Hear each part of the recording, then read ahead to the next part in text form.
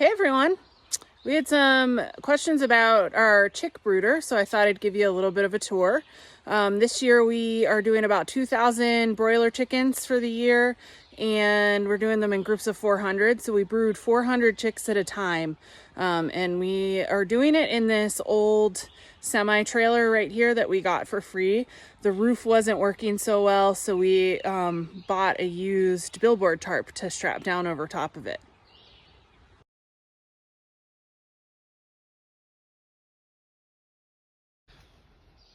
When we first started brooding chicks in this trailer, we actually had them on the floor and we had a partition, but we were dealing with so many rat issues and the rats were actually eating the chicks, which was not ideal at all and was pretty challenging. And so we built these brooder boxes, which is nice because they're up off of the ground.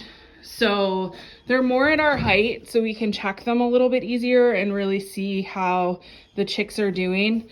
In each of these broiler boxes, we have feed trays, which we used for the first couple of days, and then we use larger feeders. And then we have our heat plates right here. So instead of heat lamps, we use these heat plates, so it acts kind of like a mother hen. When she puts her wings out, the chicks will crawl underneath and stay warm. And the same goes with these heat plates. So you can adjust them to the height of the chick. The chicks will run in and out to stay warm as they need. And it's worked pretty well for us over the last several years. You can see our watering system here. We have it hooked into a hydrant, which is a couple 100 feet away this year, and we have a hose that runs to it. In the past, we've just filled these with water with 5-gallon buckets, which is a little bit of a pain, but works. Right now we have float valves on them, so they'll automatically fill, and the chicks will always have water. You can see there's hose hooked up here, which leads to this PVC pipe. And in each brooder, we've got a connection for a bell water right here.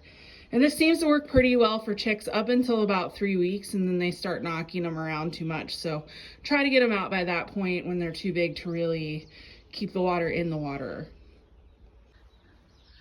This year, we're also trying a new type of water. Again, it's hooked to the PVC, but we're trying the nipple waters right here. So this will be our first go at this. If it works, it'll give us a whole lot more floor space and hopefully some drier bedding, less water spillage. So we'll see how it goes and how the chicks do on this.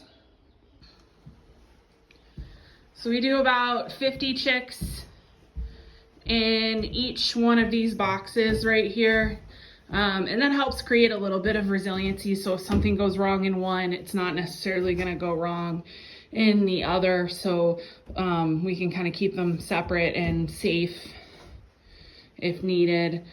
When it comes to cleaning out our brooders, we actually are able to slide these fronts right up and off, and then we use these red buckets and shovel the bedding into the red buckets.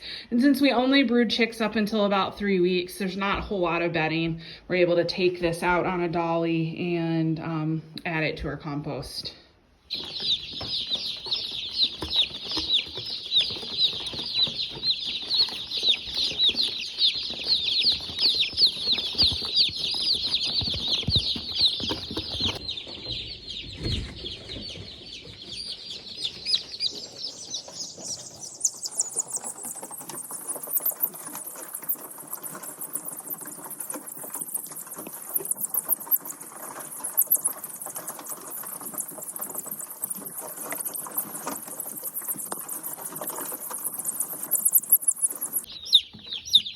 I usually try to make sure the first 10 chicks or so in each brooder find the water, and then they'll teach the other chicks how to find the water, so they'll all start drinking.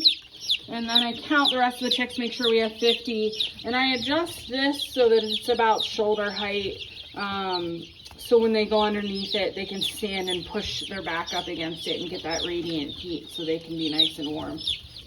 So once they adjust and they figure everything out, they'll quiet down. And a quiet brooder is generally a happy brooder. You'll hear quiet chirps instead of these really loud, sharp chirps like you hear right now. So we're trying to figure stuff out.